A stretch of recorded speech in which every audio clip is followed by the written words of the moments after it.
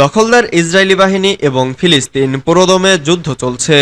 জানিয়ে দেব হাতে থাকা সর্বশেষ আপডেট আন্তর্জাতিক সংবাদ। প্রথমেই সংবাদ শিরোনাম, গাজাবাসীকে কোরবানিও করতে দিচ্ছে না ইসরায়েল। এরপর জানিয়ে দেব ভোটের ফল থেকে শিক্ষা নেয়নি মোদী সরকার, বলেছেন ওআইসি। এদিকে ঈদেও মুক্তি নেই গাজার বাসিন্দাদের। এরপর জানিয়ে দেব ঈদ উপলক্ষে ইসরায়েল লেবানন সীমান্তে শান্তির ডাক। আরো জানিয়ে দেব গাজায় বেসামরিক নাগরিক নেই মর্মে ভিডিও প্রকাশ করে ক্ষোভের মুখে ইসরায়েল। সর্বশেষ জানিয়ে দেব নেই ফল সবজি মাংস, শুধু রুটি খেয়ে আছে গাজার মানুষ। এতক্ষণ শুনছিলেন সংবাদ শিরোনাম, এবারে বিস্তারিত। তবে অনুরোধ থাকবে ভিডিওটিতে একটি লাইক করবেন এবং কমেন্ট করে জানিয়ে দিবেন কোন জেলা থেকে আপনি আমাদের এই ভিডিওটি দেখছেন। গাজাবাসীকে কোরবানিও করতে দিচ্ছে না ইসরায়েল। সমর্থবানদের জন্য ঈদুল আজহার প্রধানতম কাজ পশু কোরবানি, কিন্তু ইসরায়েলের বাধায় এবার সেটিও ঠিকভাবে করতে পারছেন না অবরুদ্ধ গাজা উপত্যকার বাসিন্দারা।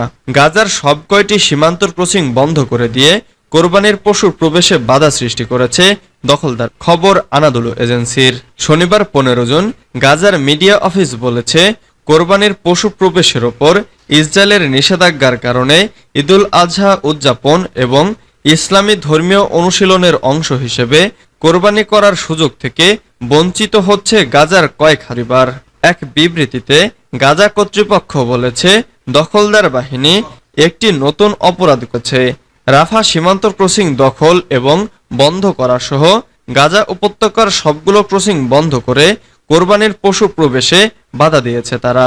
এটিকে মানবাধিকারের সুস্পষ্ট লঙ্ঘন ও মানবিক এবং ইসলামী মূল্যবোধের প্রতি পুরোপুরি অবজ্ঞা বলে উল্লেখ করেছে গাজার মিডিয়া অফিস। ভোটের ফল থেকে শিক্ষা নেয়নি মোদী সরকার, বলেছে ওআইসি। অল ইন্ডিয়া মজলিসি ইত্তেহাদুল মুমিনিন প্রধান আসাদুদ্দিন ওয়াইসি ইউএপিএ আইনের অধীনে আটক মুসলিম, আদিবাসী এবং দলিত জনগোষ্ঠীর ভবিষ্যৎ নিয়ে উদ্বেগ প্রকাশ করেছেন। হায়দ্রাবাদের সংসদ মোদীর সরকার এই লোকসভা নির্বাচনের ফল থেকে কিছু শিখবে বলে আশা করেছিলাম, কিন্তু তার সেই আশা ভেস্তেছে।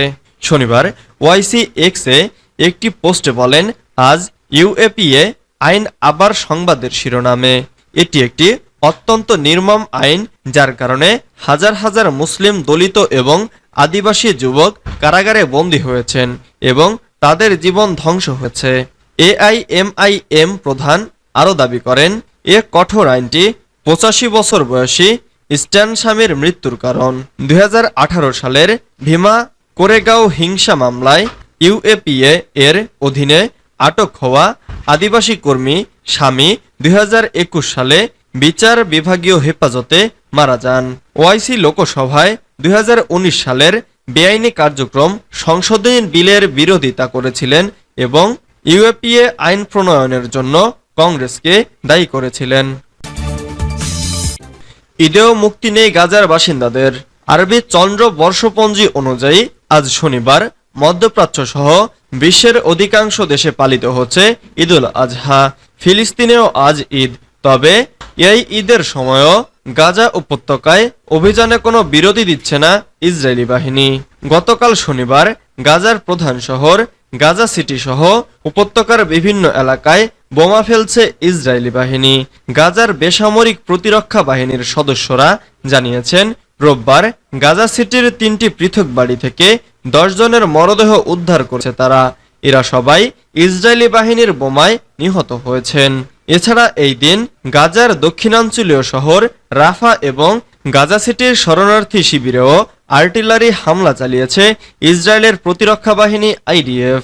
গত প্রায় 1.5 মাস ধরে গাজার দক্ষিণাঞ্চলীয় শহর রাফা অভিযান পরিচালনা করছে ইসরায়েলি বাহিনী। মে মাসের শুরুর দিকে যখন এই অভিযান শুরু হয়, সে সময়েতে প্রবল আপত্তি জানিয়েছিল যুক্তরাষ্ট্র ও আন্তর্জাতিক সম্প্রদায়। সেই আপত্তি উপেক্ষা করেই অভিযান চলছে রাফায়, কারণ ইসরায়েলের প্রধানমন্ত্রী বেঞ্জামিন নেতানিয়াহু এবং প্রতিরক্ষা বাহিনীর যুক্তি, রাফায় শক্তিশালী ঘাঁটি রয়েছে হামাসের এবং গাজা উপত্যকা নিয়ন্ত্রণকারী এই সশস্ত্র গোষ্ঠীকে পুরোপুরি নিষ্ক্রিয় করতে রাফায় অভিযান চালানো জরুরি। ঈদ উপলক্ষে ইসরায়েল লেবানন সীমান্তে শান্তির ডাক। পবিত্র ঈদুল আজহা উপলক্ষে ইসরায়েল লেবানন সীমান্তে যুদ্ধবিরতির ডাক দেওয়া হয়েছে।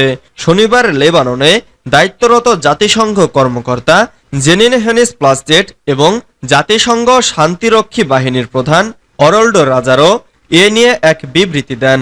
খবর আল জাজিরার। সোমবার ১৬ জুন লেবানন সহ বিশ্বের বিভিন্ন দেশে কোরবানির ঈদ উদযাপন করা হচ্ছে।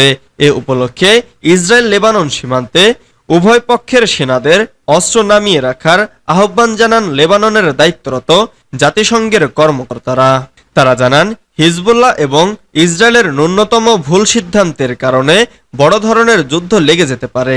তাই এ বিষয়ে দুপক্ষকেই সতর্ক থাকার আহ্বান জানানো হয়েছে। উল্লেখ্য, ফিলিস্তিনের অবরুদ্ধ গাজায় টানা ৮ মাসেরও বেশি সময় ধরে ভয়াবহ আগ্রাসন চালাচ্ছে ইসরায়েলি সেনাবাহিনী।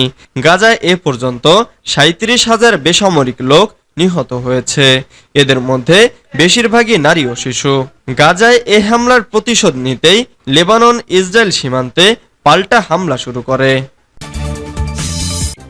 গাজায় বেসামরিক নাগরিক নেই মর্মে ভিডিও প্রকাশ করে ক্ষোভের মুখে ইসরায়েল। অবরুদ্ধ গাজা উপত্যকায় কোনো নিরাপরাধ বেসামরিক নাগরিক নেই মর্মে একটি ভিডিও প্রকাশ করে বিশ্বব্যাপী তীব্র ক্ষোভের জন্ম দিয়েছে ইসরায়েল।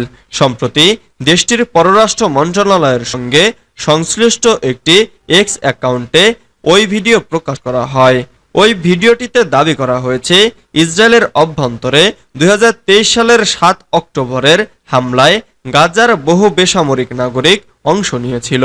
এতে আরো বলা হয়, গাজার বেসামরিক নাগরিকরা তাদের ঘরবাড়িতে ইসরায়েলি নাগরিকদের আটকেছে। সেই সঙ্গে এর তীব্র নিন্দা জানানোর জন্য বিশ্ববাসীর প্রতি আহ্বান